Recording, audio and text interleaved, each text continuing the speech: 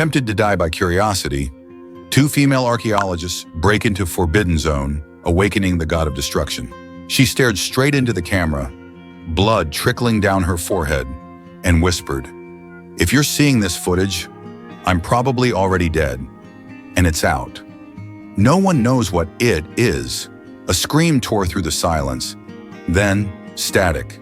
The government erased all records, denied the expedition ever happened, but one witness kept the footage.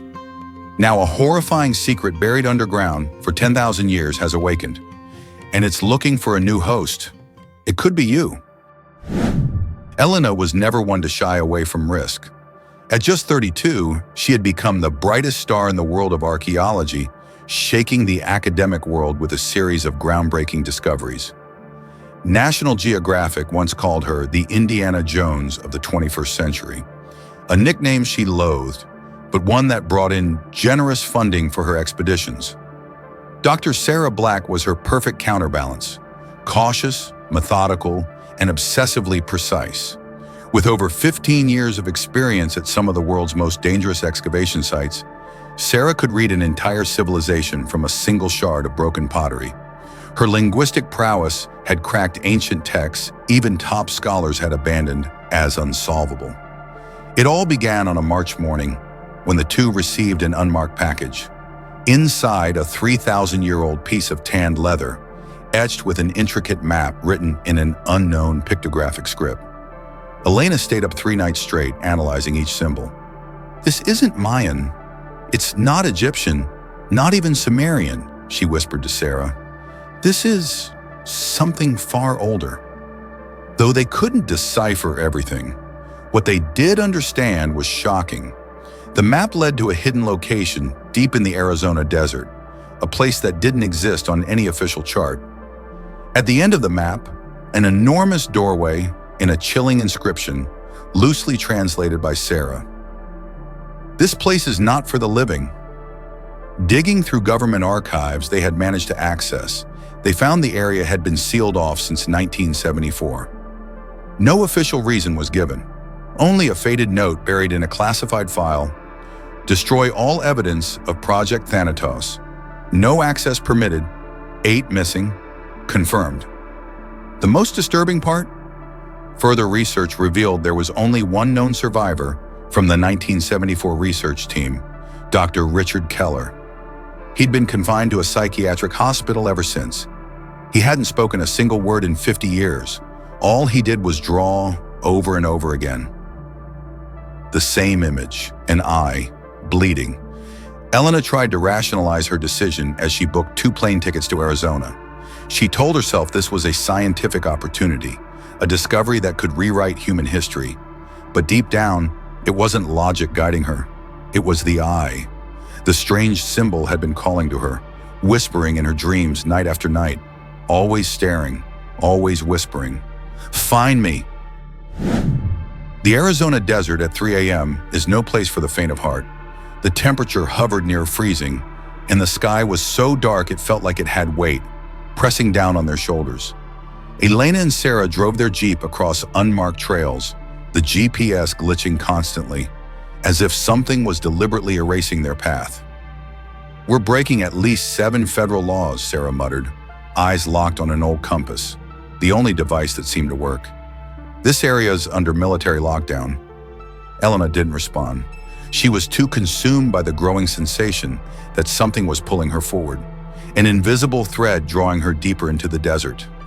In her mind, the ancient symbols from the map danced relentlessly, and every time she blinked, the image of the bleeding eye flashed behind her eyelids.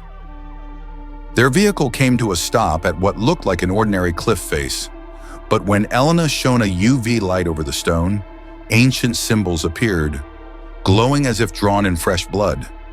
A hidden passage. "What civilization built this?" Sarah whispered, stepping back.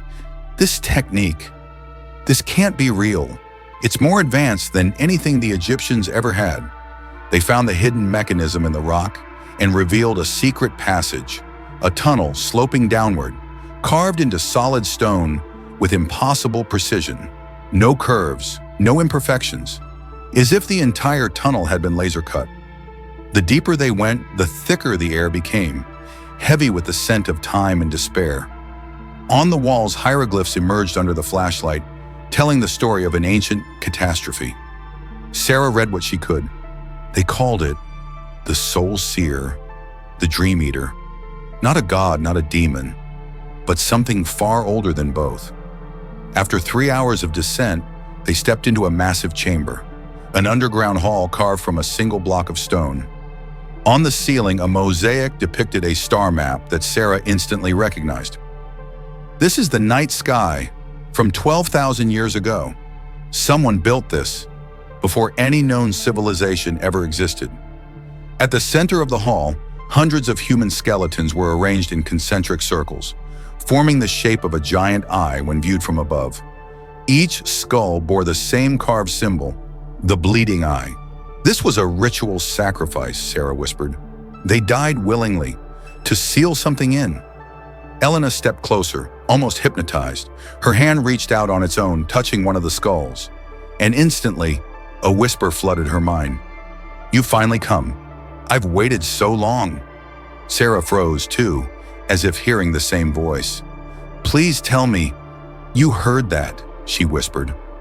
On the walls, the ancient symbols began to glow, one by one, like stars waking from a long slumber. They formed a path toward a colossal stone door at the end of the hall, a door sealed with intertwined human bones. And etched into its surface was a creature so horrifying, Elena and Sarah had to avert their eyes. Then the whisper came again, louder this time, unmistakably close, as if it was right in their ears. "Open the door. I'm hungry." On the stone floor, just beneath Elena's feet, a dark pool began to spread. She aimed her flashlight down. It wasn't water, it was blood, seeping through a crack in the door, as if whatever was inside was bleeding or crying. Sarah stumbled back from the pool of blood, her face pale. "Elena, we need to get out, now." Her voice trembled, a sound Sarah had never made in 15 years of exploring ancient tombs and the world's most dangerous caves. But Elena was somewhere else entirely. Her eyes were wide open, focused on something only she could see. "It's calling to me," she whispered. "It's been waiting for us. Waiting for me. That's exactly why we need to leave." Sarah grabbed her arm, trying to pull her back. "This isn't an archaeological discovery. It's a prison, and the ones who built it sacrificed themselves to keep that thing locked inside." But Elena pulled away, stepping toward the massive door. Blood was now seeping from the cracks in greater volume, forming tiny streams across the stone floor.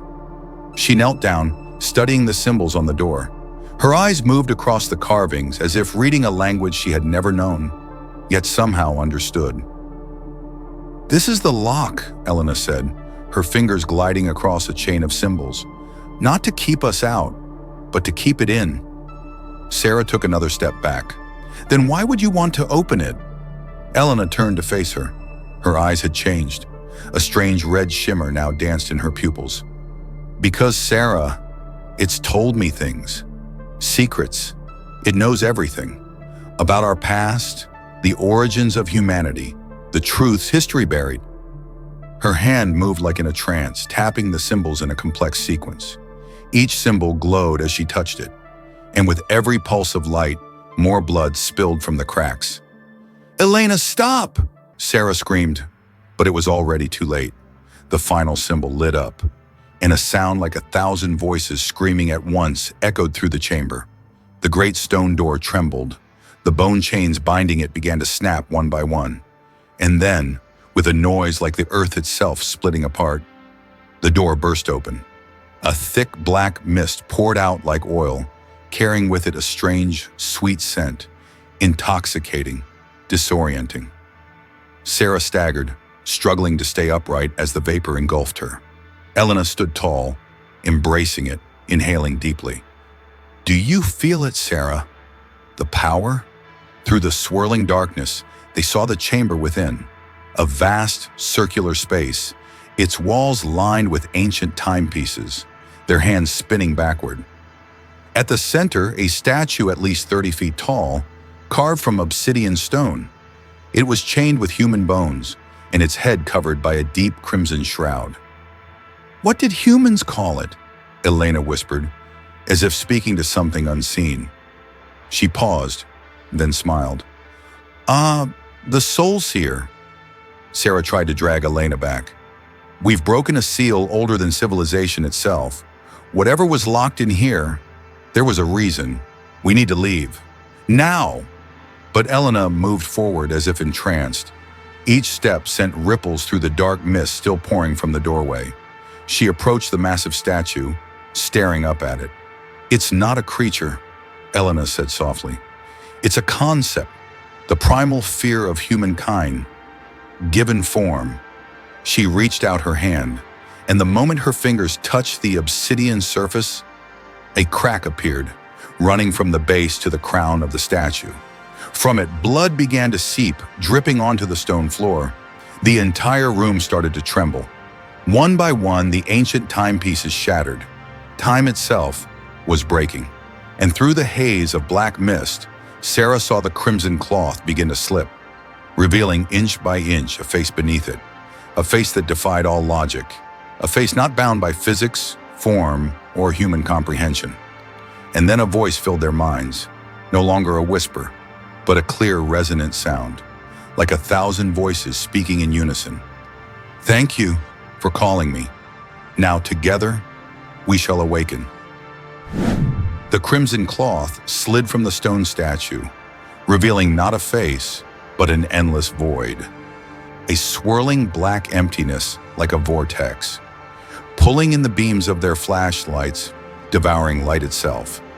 It had no form, no definition, just a churning abyss. And within it, flickering images appeared. A human face screaming, a bleeding eye, a crooked, unnatural smile. Sarah dropped to her knees, clutching her head. Too many voices, too many. The chamber around them began to melt like hot wax. Once solid stone walls bent and dripped like liquid. The statue cracked open, and from inside, thick black smoke poured out, viscous like oil. Elena stood in the center of it all, eyes wide with wonder. She no longer felt fear, only a burning obsession for knowledge. Inside her mind, visions raced by like a film reel on overdrive. Glimpses of a world long gone. "I see them," she whispered. "The first civilization, before Sumer, before Egypt, before anything we've ever known. They weren't like us. They understood the universe. Through dreams, not science." The black smoke slithered into Elena's body, through her mouth, her nose, her ears. But she didn't resist. She welcomed it. She was receiving what every archaeologist secretly longed for. Knowledge, delivered straight from the source. They called it Zal'ghesh, the Hope Eater, the Dream Splitter. It came from the void between stars, from the space where nightmares are born. It is not a creature, it's a concept, the primal fear, given shape. Sarah crawled toward Elena, choking, trying to avoid inhaling the smoke. "Elena, fight it! It's taking you!" But Elena was gone. What stood in her place was something else. She turned slowly. Her eyes were now pitch black, no whites, no pupils. "It showed me, Sarah," she said calmly. "That civilization. They advanced too quickly, knew too much. They shattered the barrier between dream and reality. And when they did, they opened the door to what lies beyond." The smoke erupting from Elena's body twisted into a massive eye, floating above her. Blood from the shattered statue now rose to their ankles. "It feeds on hope, Sarah. It devours memory.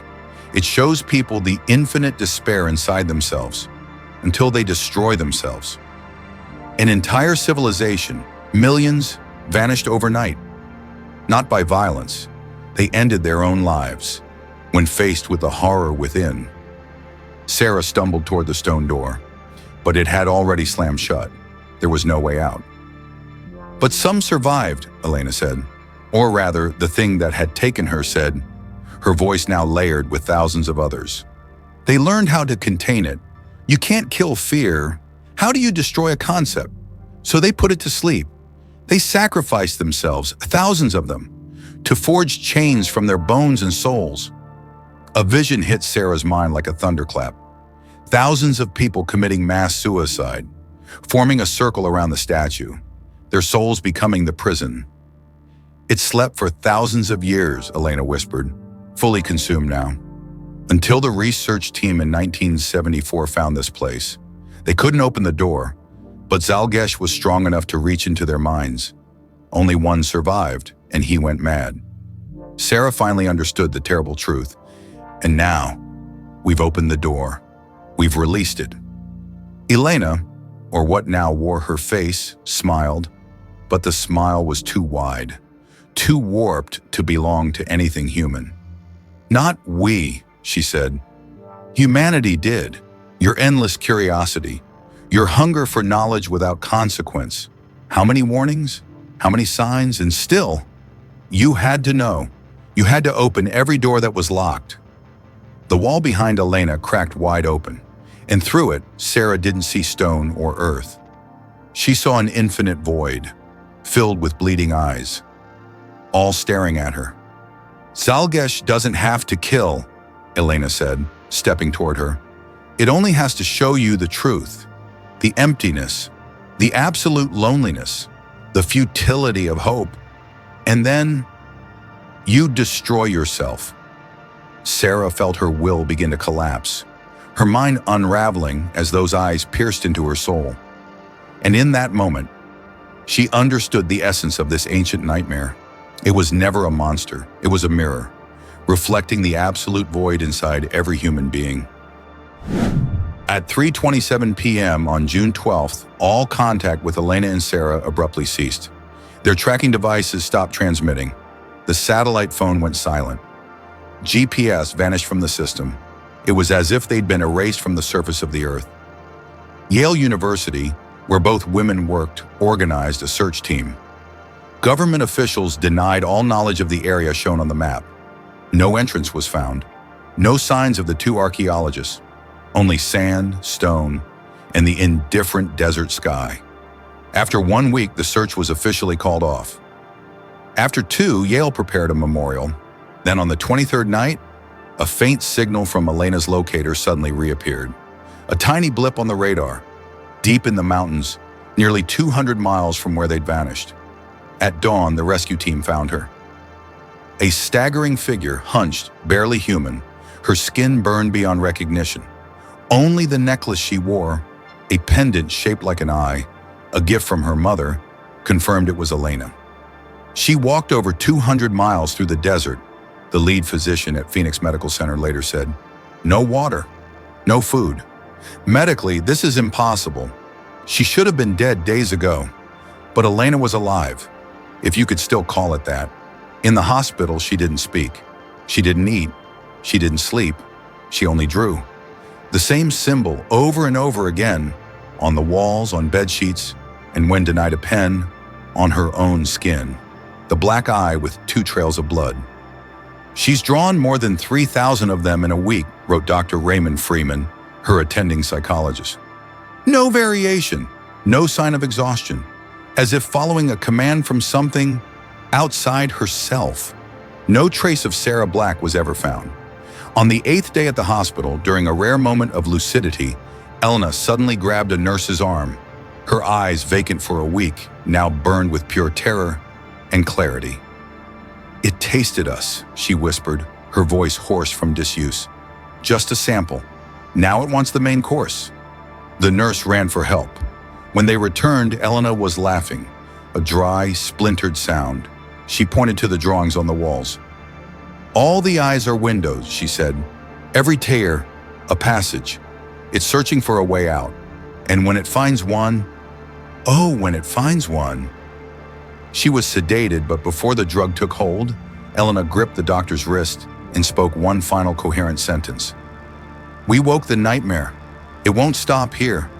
Every person who dreams of it is a door it can use.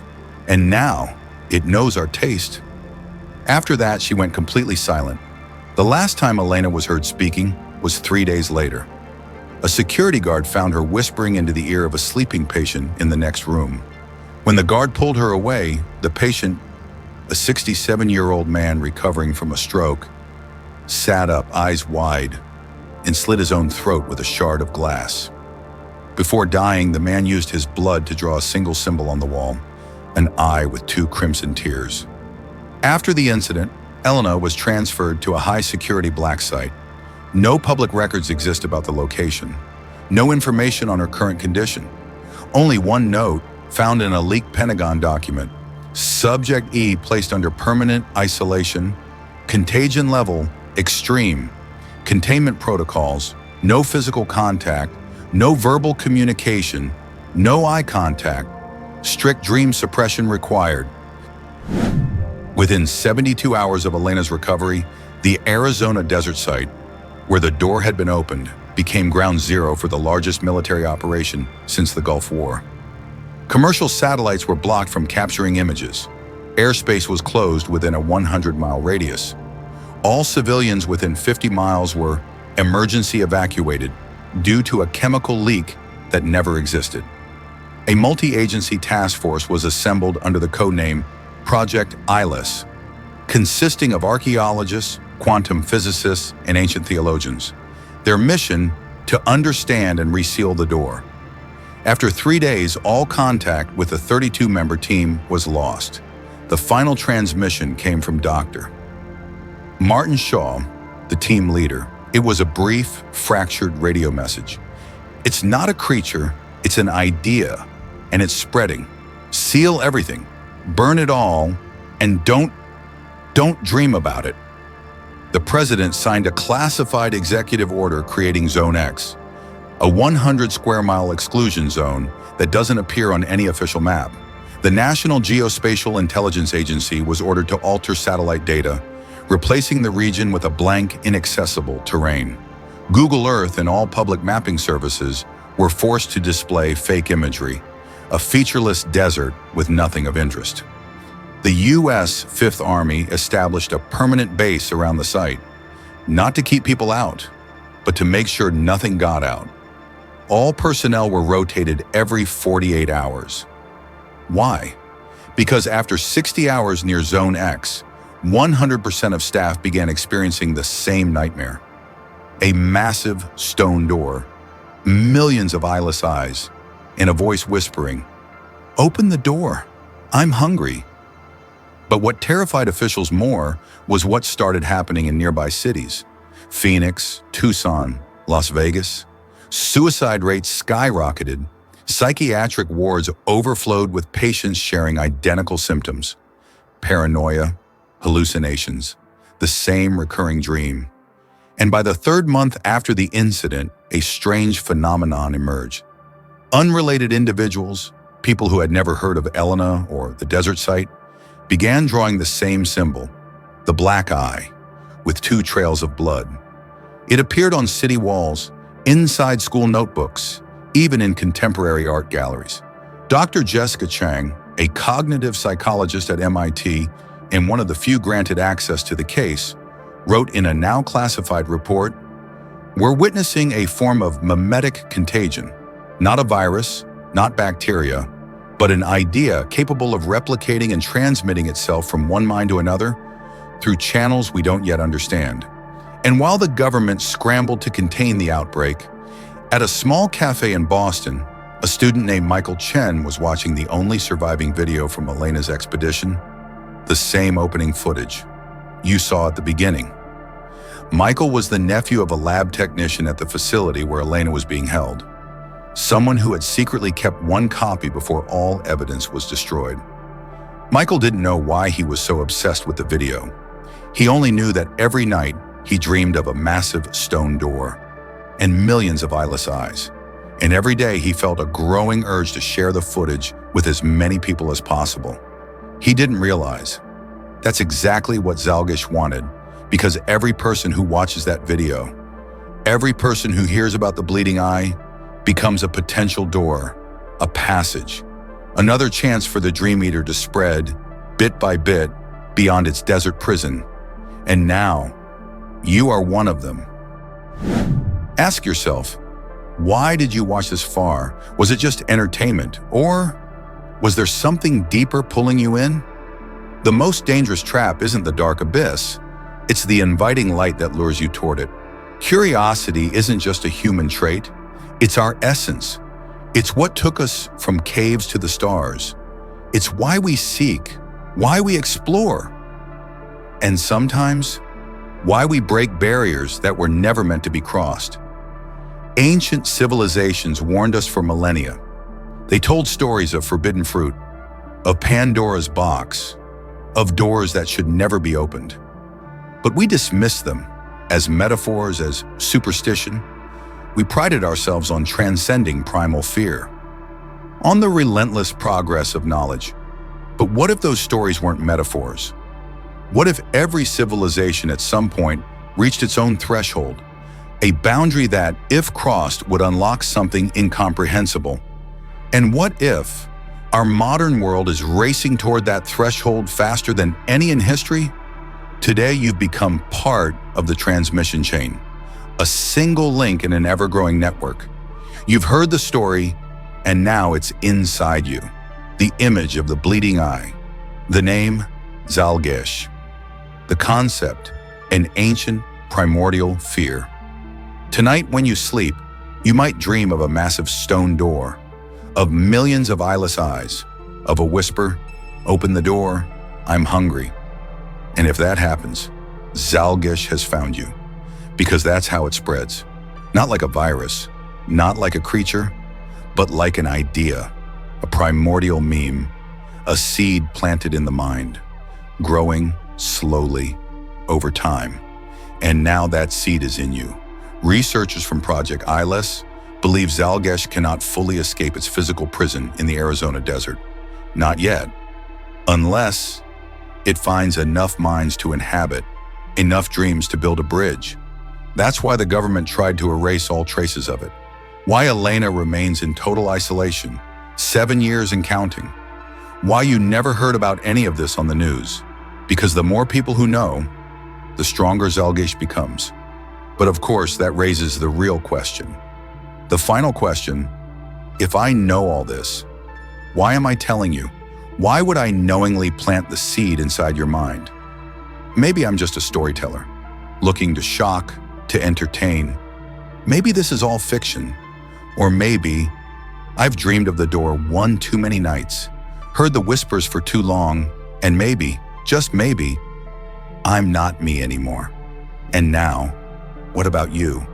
What will you do with the seed that's just been planted? Will you try to forget? Or will you feel the urge to share it, to spread it, because something inside you is urging you to? Do you feel it now? That subtle pressure behind your eyes? That thought that isn't yours and whispering, tell them, spread it. Now look into the darkness, really look, at the corners of your room. Do you see it? That flicker of movement? That shadow just a shade darker than the rest? That's it. Watching, hungry, waiting, and now it sees you.